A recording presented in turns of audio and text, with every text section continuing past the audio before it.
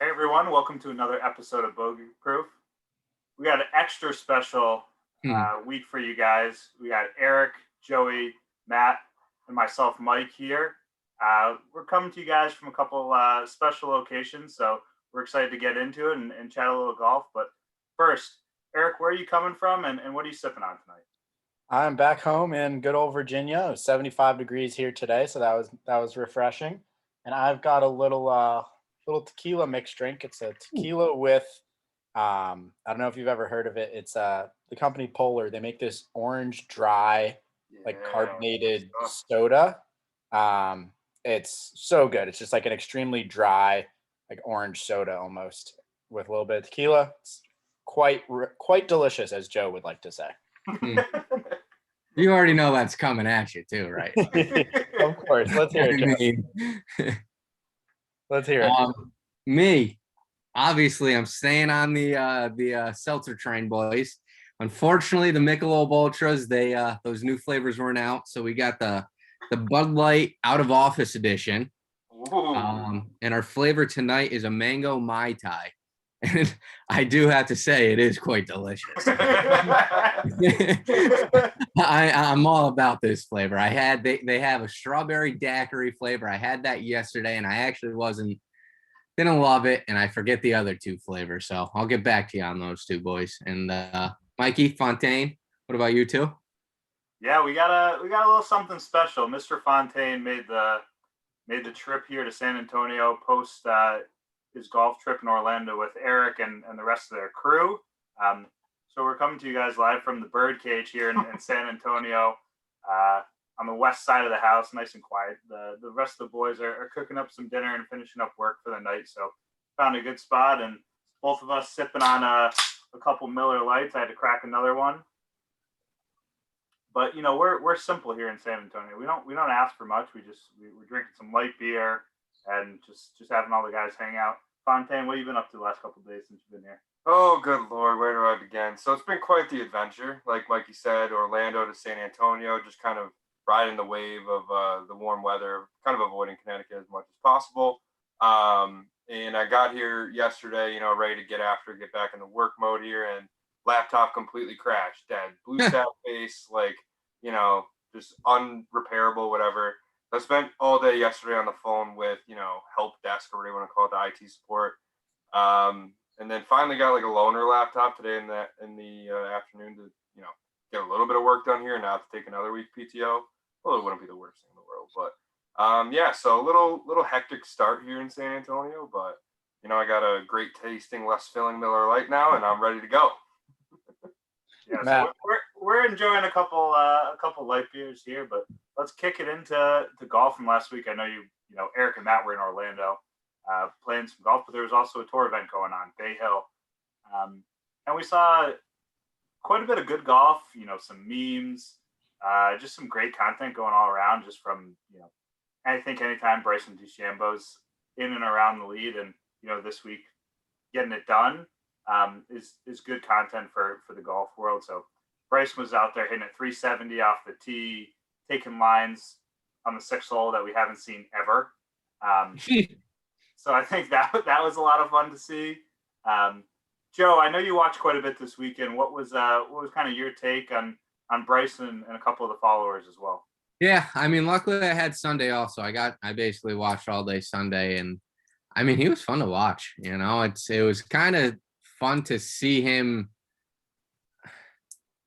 More like it was like cheerful out there. I don't know how to really describe it, but I don't know. It just seemed like he was enjoying himself a lot more out there, and it was some interesting golf to watch, right? I mean, you heard like Jordan Spieth himself said, I think he played within the first 2 days, and he was just saying it was awesome watching him. And you see Jordan the next couple days, right? And he's looking across the course because he sees Bryson about to hit, and like he's waiting to see what he does. So like all the guys on tour, they're I think they're also fascinated what he's doing. So I mean, it's great to kind of see what he's able to really accomplish. I think it all depends on the golf course and how much he can use his power to his advantage, the way the course is kind of set up. I mean, we've seen in other cases it really hasn't worked in his favor, but most of the time it kind of does. But, besides him, obviously I got to talk about Jordan. He from what I remember seeing, I mean, he played okay.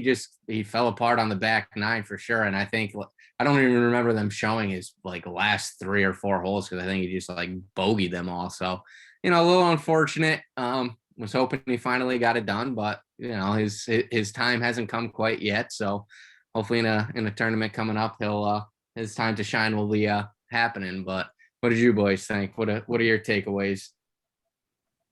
I'll go first. I think, like you said, Bryson is a different breed, right? I mean, it's the way he plays golf. It's just, I mean, I don't know of many other players besides like Tiger or Rory, DJ, like those really top tier guys that other pros stop what they're doing to watch what he does. Yeah. Right? Like that's like an X factor kind of thing that Bryson has. And then obviously, like Mike was saying, like the memes that came out of Saturday when he first went for it of the like, Yeah. the like weight lift, whatever it was, just like total meathead stuff. But it was interesting to see. And I mean, as much as he does that, he also just puts the living shit out of the ball. Like made a couple long par putts on Sunday, Yeah. rolling and like things like that may not get the social media attention because they're not, buzz items or whatever. But like from a golf perspective, those keep the round going and keep him, where he needs to be and stuff like that. I think he doesn't get as much credit for that stuff just due to the, the attraction and the buzz around the distance. But all around, like really good player. I mean, when he's playing well, he's going to be a favorite at, 2 of the 4 majors, right? Like, I don't know how all this distance stuff works out at an Open championship or anything like that, but you got to think U.S. Open venues. He just won at Winged Foot. You got to think PGA. He's always going to be in the mix now, so it's good to see him kind of just solidify that like all this stuff, and he's now won I think 3 of his last 15 starts or something like that. So he's figuring it out, and it's a little scary for some pros that can't do what he's doing, but it is interesting to watch. And then honorable mention for Lee Westwood. I mean, guy kind of came out of nowhere. He's had a good European tour last year, right? I think he won the race to Dubai or whatever. They played really solid over there. But PGA Tour perspective, I can't remember the last time him being in the mix, and he only lost by 1. He didn't get a ton of love, but like he was right there. I mean, if Bryson had a 5-footer, if he misses that on 18, we're going to a playoff with Lee Westwood. Exactly. They battled. No, that's actually a good point. I mean, it was fun watching Lee Westwood and Bryson just kind of battle it out on Sunday. I wanted to ask you guys, did you like notice the putter that Lee Westwood was using? Is it like the that ping with the black face on it, like the? Yeah, so it's got a black face on it, but basically it's the size of a cup of a golf hole, and then it's got a hole in the mallet, and like that putter is literally meant to go in a cup to pick up a ball, like it fits perfectly in that hole that comes out. So I was hoping he would like just go ahead and pick the ball. Like I knew he wasn't going to, but that's all I could think of when I saw that. Imagine, oh my God. Do it. What is that, like a Golf Channel special, like late night, like? Yeah, exactly. It's like one of those putters, but yeah, no, Ping has it, and it, like the other thing too, like it was a stock grip on it and everything, and like it's an adjustable grip, so you can change the length. So I mean, I just thought that was kind of fascinating. It literally was a putter right off the shelf, and like it was something that your dad would go use, so he doesn't have to bend over and pick up his golf ball anymore. And I thought it was the funniest thing that was a putter he was using. I was praying that he, would go into the cup and pick that ball up through there, but that's besides the point. I just thought that was funny, and I wanted to bring that up. Joey, we got Lee Westwood finishing second in the PGA Tour event at 47 with a putter that's meant to pick up the ball out of the hole and his fiance on his bag. Like, get this man some real clubs, status on the PGA Tour, and a real caddy, and he might win by 15. Like literally. So yeah, I thought it was fun to watch. I like Lee Westwood. I mean, he's kind of figured out that he's just a ball striker, and if he just like makes a couple putts and gets up and down every once in a while, he's going to be in the mix. And fun to watch someone almost 50 compete. We saw Stricker compete a little bit in Scottsdale, and kind of some of that older generation, still competing on the PGA Tour. So that was a lot of fun. Also want to give a quick shout out to Rich Urwensky. Played really well on the weekend. I finished T4 with Jordan there, and someone who's gained some momentum, won an opposite field event last year at Barracuda, and has kind of found some decent form, and looking for him to play well here at Players. Erik, can you kind of fill us in on how your pick did last week? I know he didn't get it done, but a strong showing from the South African. All I gotta say is I got nothing but shit for that pick. No, man, I mean, respect. Good pick. I had no idea who the hell that dude even was. And I'm like, shit, this guy's battling. And good for you. Good pick. Yeah, I mean, he's won 4 times in the European Tour. He's a good player. He just doesn't play a lot in the States. So, yeah, I think his finish speaks for itself. I don't think that I need to back it up any further. I think we'll have a little more quiet Instagram comments this week if I throw out another wild pick. But yeah, I was happy to see his name on the first page of the leaderboard for sure. Yeah, no, that was fun to see, and good pick, Erik. Definitely someone you found a little bit of a groove when it comes to picks the last month or so. So looking forward to you continuing on that prowess, we'll say. He just kind of fell apart on the last couple holes, right? Yeah, he was like 2 over. He was like 2 over his last 3. He still shot 73. I mean, the lowest score on the golf course on Sunday was 71. So it was playing obviously really tough. And then kind of just on that note right there, I think Bryson really has proven himself that he's going to play well when the conditions are at their toughest. I mean, obviously won the U.S. Open and then overpower them. Low round of the day on the course on Sunday with a freaking 71. So, what do you have to say about your boy Roars? I don't know, man. He's he's actually been pretty vocal about it, as he usually is. He's pretty candid in his interviews. He doesn't hold much back, but he's in one of the scarier spots you can be in as a golfer, where everything feels great and you look up and you're like, what the hell is that? Like, that's not a good spot to be when you feel like you're hitting it right. And it's, you feel like you hit a 170-yard draw and you look up, it's 150 yards slapped over to the left, like hard left or something like that. Like, when you feel one thing and the opposite's happening, that's a scary spot to be. So, granted for him, that's probably like a 3-yard gap, not a 25-yard gap. When you're on the PGA Tour, it matters that much. But yeah, I mean, just can't make a 8 or 7 on 6 on Sunday. Yeah, 2 in the drink. As hard as the golf course is playing, and that being the hole where, especially a guy like him, he's not Bryson, but he's pretty damn close, where he can take an aggressive line, not a Bryson line, but he can take an aggressive line and make that a relatively easy hole for himself. Just can't make that kind of a mistake on Sunday, given the tough conditions. You're not going to be able to get it back. But I think he's grinding. He's too good of a player to not figure it out, and he has a pretty good attitude about it. So I don't know when, but it's got. I hope he times it up for like Augusta would be ideal, but like I'll take whatever it is. I think at this point I'm just with Tiger out of the picture for a little while now. He's the guy that I'm paying attention to, like, no matter what. And he's close. I mean, he's not finished. He's not finishing 50th. He's 11 in the world, though. He's 11 in the world. That's the lowest he's been in a long time. I don't know. I don't like that, but he's got to. I don't know. I think he'll figure it out. He's due to have a big week. And did you see that Tiger texted him like either on Sunday or something like that? What the hell is this? Yeah, come on, dude. Yeah. No, it's good to know that the big cat is doing well.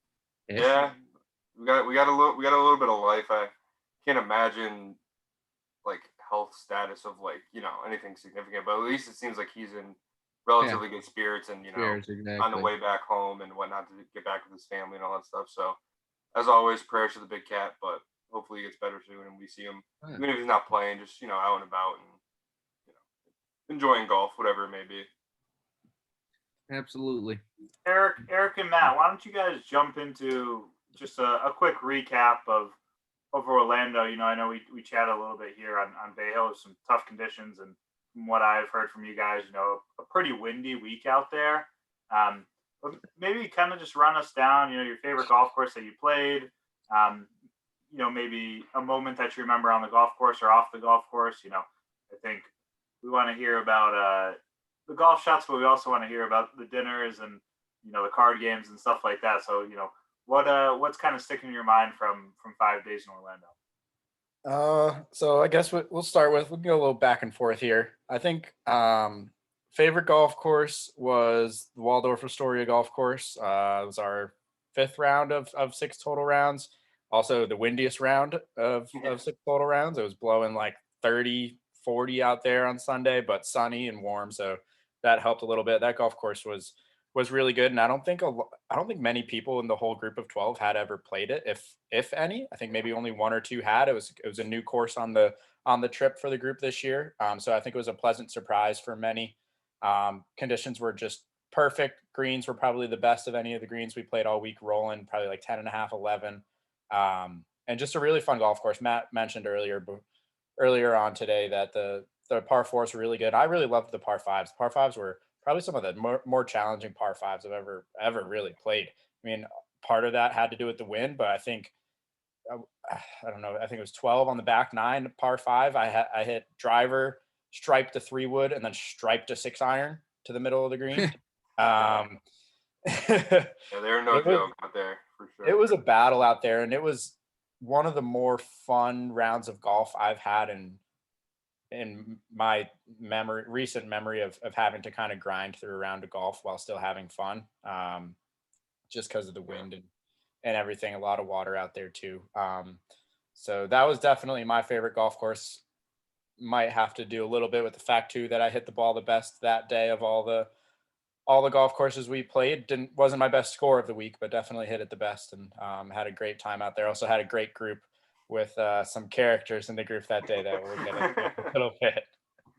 Yeah, I think golf course for me, it's going to be a little bit biased because I'm going to pick the place that played the best, but I'm also going to give a shout out to Celebration. I thought Celebration might have had the best greens all week, from mixing it up and being like firm and fast and like kind of playing to what it felt like out there with, like we're saying, windy conditions. It's Florida. There's water everywhere. Like, they played firm and fast like we saw on TV with Bay Hill the day before, where a lot of the other places like looked like they would be, but they were relatively soft, receptive, whatever it may be. Still pretty quick greens, but it was nice to see something like firm up a little bit and play a little bit different style. So shout out to Celebration for the greens. I had a lot of fun with those. But my favorite course was Bella Collina. I, again, biased. That was my round of the week by quite a bit. It just had a lot of, like, greens were crazy, like undulated with quadrants and everything like that. Like, it's a unique Florida course because it's like elevation like crazy, and they didn't build it. It's like they found a hill in Florida and built a golf course all around it, which is, pretty rare for, Florida landscape. But I just thought it was nice to have some elevation changes, a little wind, like deal with some weird lies. It just had a lot, again, like a lot of character. Like, there was no 2 holes that were the same out there. And it led to a lot of fun. I mean, I had a good group that day as well. Like I think Erik mentioned, like, we had some characters in our group as a whole, so it was tough to have a bad day out there, regardless of how you played. So we had a good time, and I think Bella Collina is going to be the top of my list. That course looks very open. Very open, but the greens is where, like, you have to hit the right quads on the greens. If you hit it to 30 feet, like, you got issues. Like, it's one of those places, like, there's no That's flat. kind of how the greens are where, at Naples Lakes down here where I work. It's, yeah. Yeah, it was a good time, and it was good conditions too. Like, greens are pure. They rolled pretty solid. I don't know if they were quite a 10.5, 11 that day, but they were pretty good. Yeah, that'd probably be my course. My most memorable shot would have to be at Bella Collina, the 12th hole par 5. Kind of a shorty. I had like 230 in or something like that, so I smacked a hybrid out there, greenside bunker, and then made the bunker shot for an eagle.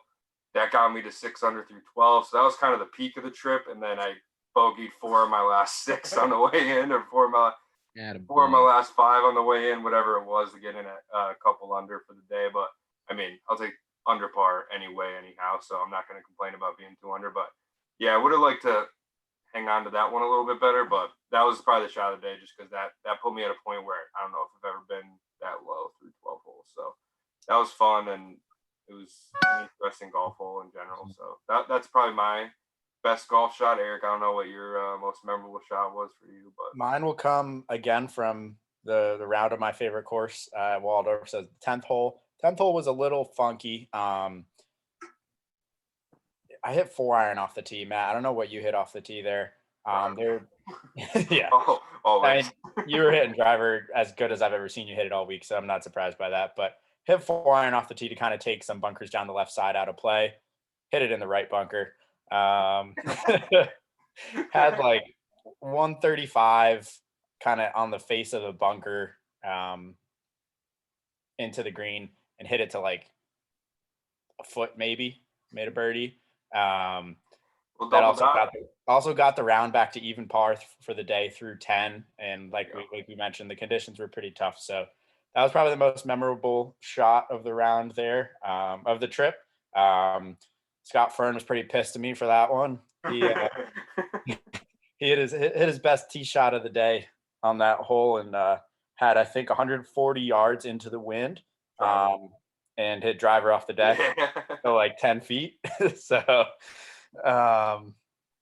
yeah, that was that guy. I've never seen anybody play golf like him and shoot 82. Yeah, just obviously the listeners don't know who he is, and most of them are it's probably good that they don't know who he is.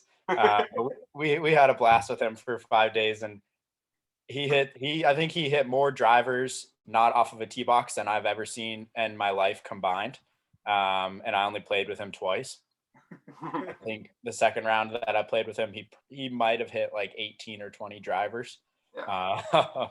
It's I think 20 drivers around usually. Yeah. What he said. And the funny thing is he says he can't hit the ball off the tee, which is pretty true. He hits like a 70-yard slice that goes 180 yards off the tee. But then he pulls out his driver off the deck from the rough and smokes it like 160 yards dead straight every time. He hit it out of the bunker this week. Yeah, he had a driver out of the bunker. He had a bunker shot with the driver and put it on the green from like 160 yards, 170 yards. I like this guy. It's incredible to watch. He putts from inside of 40 yards. We're playing. I play with him at Bella Colina. We're on the third hole, and we're playing we always do an intermatch. We're playing against my dad and this guy Duncan Parsons, who's like a 2 handicap, like really solid player. And this hole, it's a dogleg left up the hill. He hits driver out there, driver up the hill into the right rough in a pile of leaves behind the green and above the hole. So he's up here, pins down here. There's it's down and then a big drop and then kind of flattens out. He makes it from the pile of leaves after the other 2 guys in my group go fairway, like an 8-iron up the hill to 20 feet and 2-putt and just play the hole pretty standardly. Like ho-hum golf. Yeah. Yeah, exactly. And this guy goes driver, putt out of the rough through a pile of leaves, bangs it in. He had a stroke. It was the other 2 guys were done for the whole rest of the day after that. Yeah, I got a member down here. He putts literally, 60 yards and in. Yeah. No putt. I mean, the round I played with him when he was my teammate, middle of the fairway, 130 yards out on one of the calmer days, and he looks at me. He's like, "I don't have a club for the shot."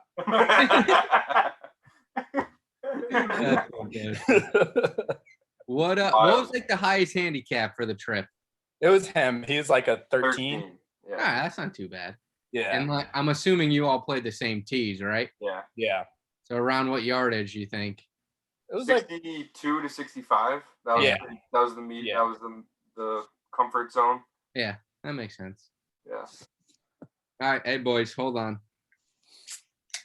We got whoopsies. Classic lime margarita seltzer. that one doesn't sound too hot.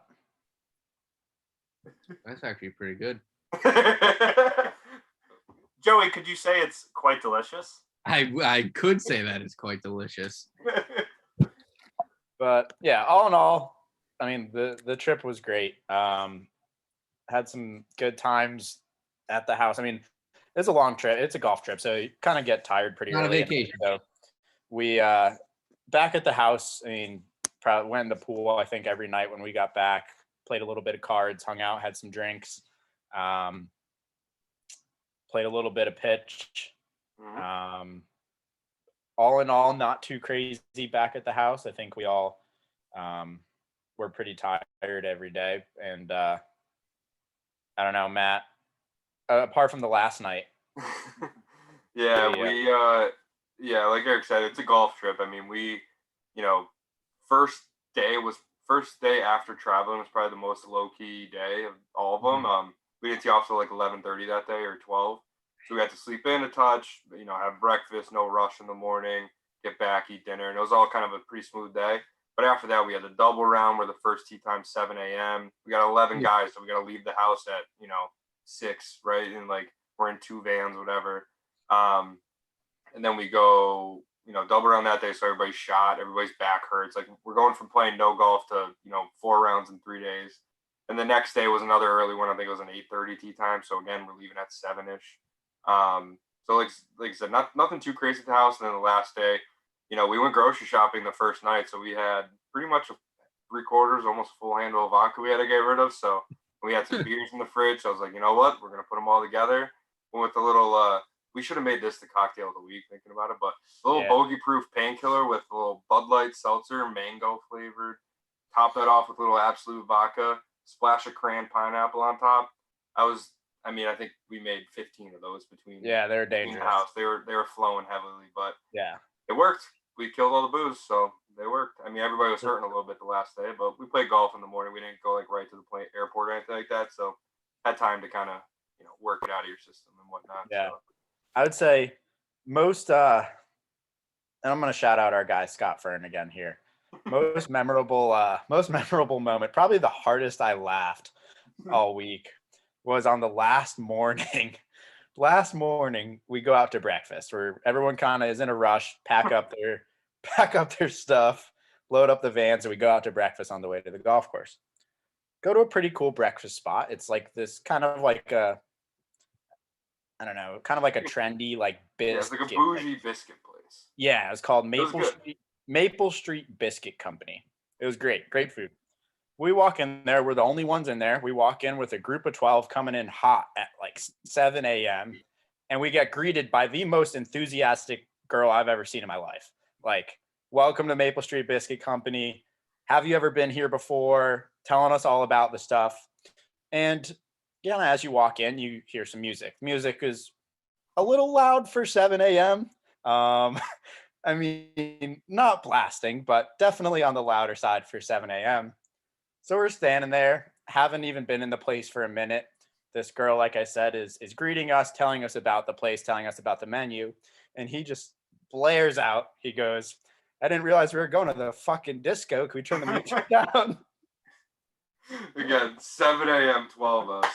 And this guy has no filter. Like, he didn't say that quietly, like whisper it to the group. Like, he yelled it and projected it so it went over the music. Like, I don't know, we're in a fucking disco at 7 a.m. Like, it's just like the whole group is like, Jesus Christ, like, sorry about it. He was an absolute character. He had me laughing almost every time he opened his mouth. He was nonstop the whole week. It was funny at all times. At the same time, on the last day, sitting at lunch, and I told him to his face, I'm so glad you're not a member at the club I work at. That's funny. Yeah, you boys seem like you guys had a blast, and just makes you wish we could be out there and get in a buddy's trip soon, and we'll make it happen sometime in the near future. But for our listeners out there, I think looking at the PGA Tour schedule and kind of the next month or so, there's some great spots on the PGA Tour, great cities that have great golf, great nightlife, good places to eat, places to explore. And, for kind of our listeners out there, we have coming up after the Players, we have Match Play, or we have Honda in West Palm, which is a great spot too. But then kind of kicking off in April, we have Match Play in Austin, and the next week Valero in San Antonio. 2 great spots to be. Matt and I are here in San Antonio, and the weather's been awesome, 75 and sunny, a little windy, but a lot of great things going on here in San Antonio. And then also spent the day up in Austin, and a lot of fun going on in Austin. I don't think the city of Austin knows that COVID exists. So if you're looking for a place to get away, and be around some people, you can definitely head down there. And then later in the month of April too, Hilton Head, is Harbor Town's being played, and New Orleans are a classic two-man teams out there, and New Orleans is a blast as well, and then even kind of getting to Valspar and Tampa. So really, if you're looking for a place to go play golf, look at the PGA Tour schedule. Work something around kind of event. Go to a round or two. Hopefully most of these places are allowing some sort of people on the course now. Go watch a round or two on the PGA Tour, a practice round, and really enjoy the city and what has to come with it. But Matt, can you tell our listeners just a little bit about kind of where they can follow us and listen to our podcast and kind of just have all our different content here at Bogey Proof? Yep, absolutely. We got Bogey Proof tweets. I am back. I will be keeping that going all week with the players. Too big of an event to kind of be lazy with that one this week. So I will be following featured groups, PGA Tour Live. They're saying they're going to be showing a ton of golf shots this week. So as much as I can consume, I will give my thoughts on. Bogey Proof Graham on the Instagram. We put all of our, drink videos out there. Our picks post goes up there. Lots of different stuff coming out there every week. We got Joey with the swing analysis. We got one of those every week that comes out there. And then Bogey Proof blog site, which has our, usual blog posts, and the podcast gets put up there as well. YouTube, Bogey Proof, Twitch, Bogey Proof. Those are, good ways to kind of see in person, the content you usually hear through your headphones on the podcast. And then our podcast, is out there on Spotify, Apple Music, and anywhere else that you consume your podcasts. Yeah, creating a slightly different experience on every single platform, but overall, coming with overall very, very similar idea across everything. So, if you're listening to us on podcast, take a look at our YouTube. I think it's a lot of fun to see our faces and kind of see how we articulate some of these comments that we're going. And, Matt and I here together this week in San Antonio, so a little double trouble when it comes. You can see our face all day long. But yeah, hopefully if you guys got any comments, like we always say, go into our DMs on Twitter or Instagram, send us videos, send us questions. I think we're happy to give our thoughts too, like kind of like we were talking about, buddies trips. Like if you guys have an idea of where you want to go, send us a note. We're happy to kind of give you suggestions on golf courses in the area or, games to be played on the golf course. I think we could kind of create a fun experience for you guys and give you guys a little bit of insight there. But this week, like Matt kind of got into, he'll be in the Twitter trenches when it comes to Players Championship. Some call it the fifth major. Joseph, what are your thoughts on that? Is it the fifth major? It kicks off the year. It kicks off the year here in March. But what are your thoughts? Are you ready to give it that name? I always like how there's just it's like it's the fifth major, but it's not a major. I get, I don't know how I'm trying to put it, but no, it's not it is, but it's not. Come on. I just decision. It's not a major. I think at the end of the day, I would say no, it is not. That would probably. The winner gets $2.7 million this week, Joe. I know. I don't know. I just like how there's always been the four majors. So I don't know. I kind of like keeping it classy like that. Is it? Yes. I'm gonna stick with no. But I get the argument. Don't get me wrong. I got to stick with what I said. But you get, I don't. What do you guys think? It's not a major. Thank you. All right. See? I'm firm on the no major too. It's I'd say it's an elevated event, right? Like WGCs get kind of different pressure. I think it's more in that group than it is a major. Majors are four majors. You can't be. It's just because there's more money. I think that they call it the fifth major, and 17 always provides some drama. It's the don't get me wrong, major, it's a great tournament. I look forward to it every year, but it doesn't count. You don't like Ricky. You don't call Ricky a major winner because he won here in 2015 or whatever. Exactly. So it's a major, but it's not a major. You know what I'm saying? You're making it harder for yourself. Joe, that is not. I think I agree with you. But you get what I'm saying. That's not anywhere close to what Matt agreed with what you said. But no, whatever. Continue. Go ahead, Erik. It's important. I'm with Matt and Mike. It is not a major. Yes. Yeah. Clear. I appreciate how concise you were there, Erik. That's our answer. That's our final. If you have any comments about that, or we're going the opposite direction, let us know. But we're probably not going to agree with you. I don't know what your guys' thoughts are. I really like the players being played in March. I think before when it was in May, it was a good spot, but I think kind of kicking off the year, with kind of the majors to follow, and this is, we have a really nice stretch and it's kind of firmly in the Florida swing. I thought it was kind of a little bit odd when it sat in May there for a handful of years. I know it was nice. It was on Mother's Day there, and that was a lot of fun. But I think kind of being firmly supplanted within the Florida swing and kind of being, the premier tournament when it comes to, kind of these 4 weeks or so. We got a treat having the WGC be in Florida as well. But I like that it's in March, and it seems like moving forward that's kind of what it's going to stay here for at least a while. And I think Florida is, and kind of like we talked about, right? Like, it was windy as hell this last week in Orlando. Like, you kind of get a few more things going on in March when it comes to Florida. You get a little more weather possibility, some wind to pick up, and I think the golf course should be in great shape, right? Because it's a PGA Tour golf course and it's DPC and it's owned by the tour. But kind of the opportunity to see a few different things out there, which makes it more exciting. And I think the players probably doesn't get its due as far as how strong the field is. They can say it on TV and say, hey, it's the strongest field in golf or whatever, and no matter what. But at the end of the day, like, this is the most PGA Tour players and the strongest PGA Tour field that we get all year long. We don't have a lot of internationals really, unless you have a PGA Tour card.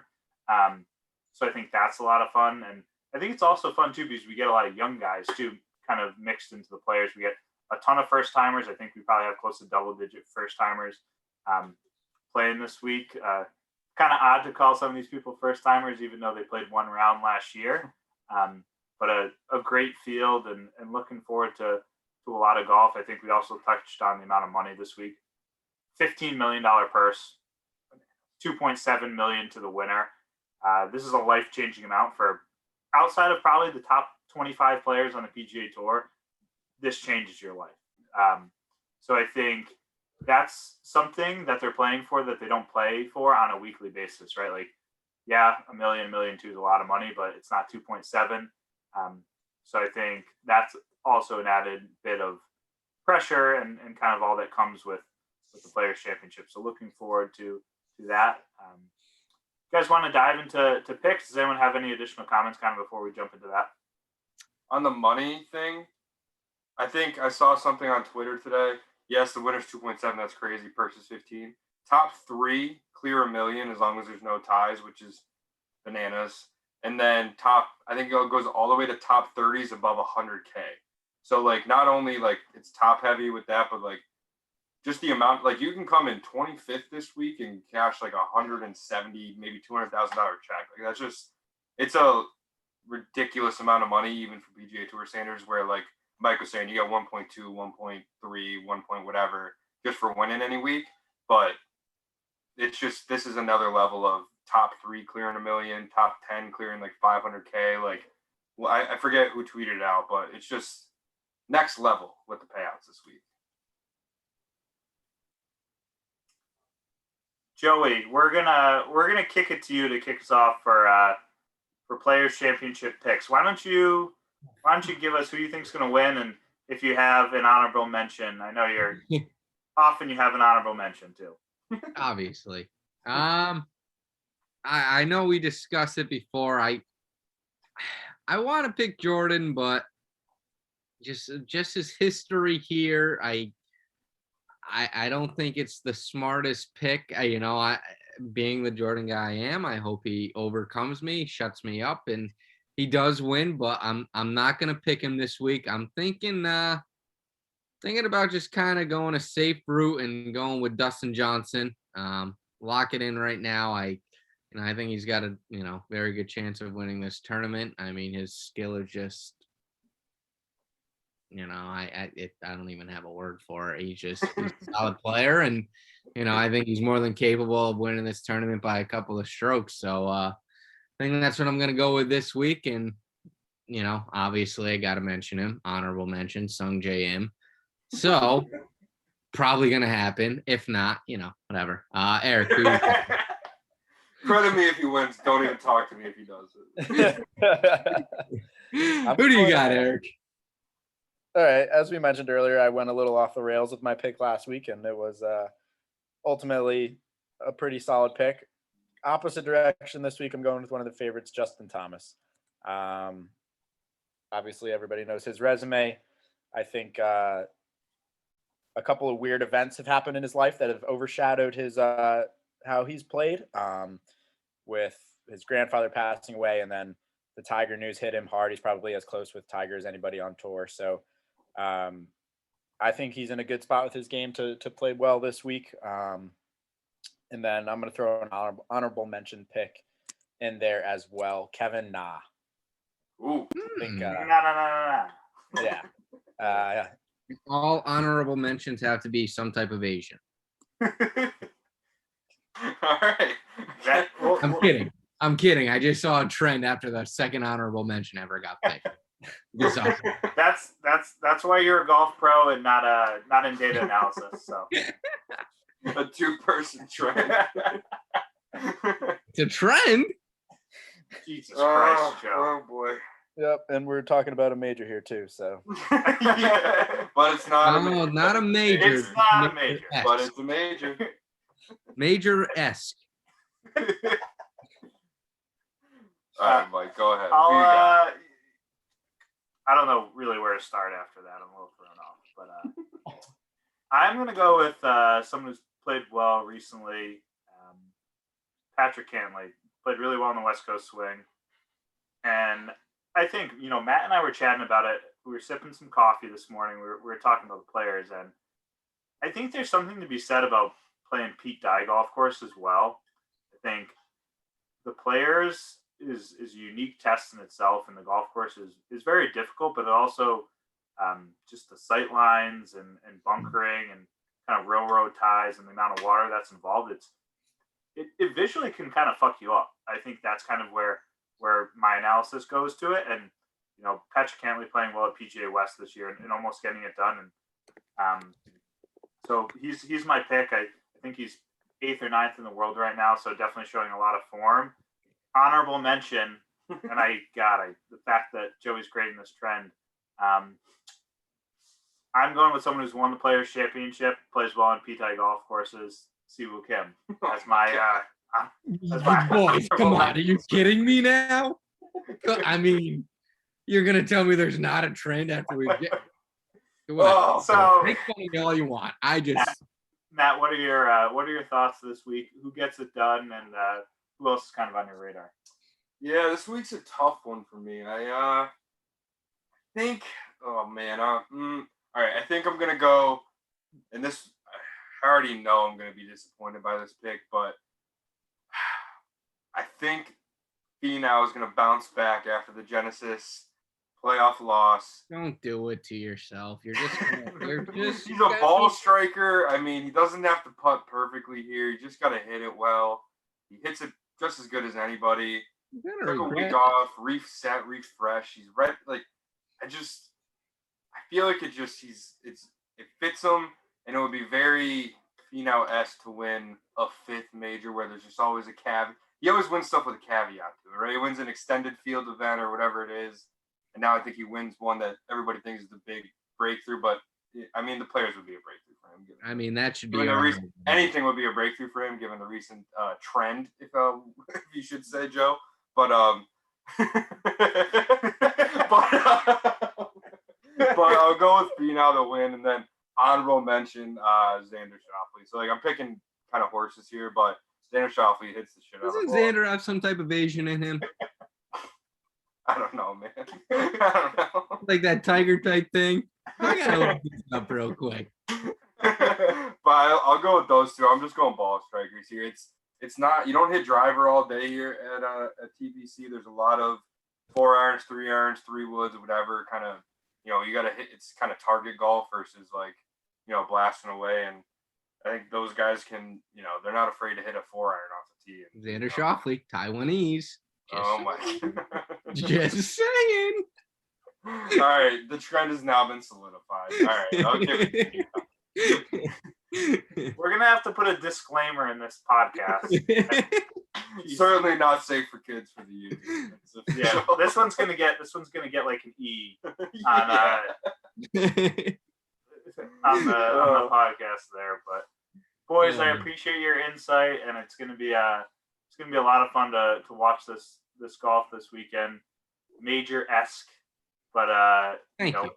an absolutely a fun golf course to watch. And I'm gonna Matt and I are gonna sit on the couch, have a couple drinks, and hopefully see our picks there on Sunday afternoon when the time comes. But boys, good seeing you, and hopefully we'll all get together soon. Cheers. Cheers. Cheers.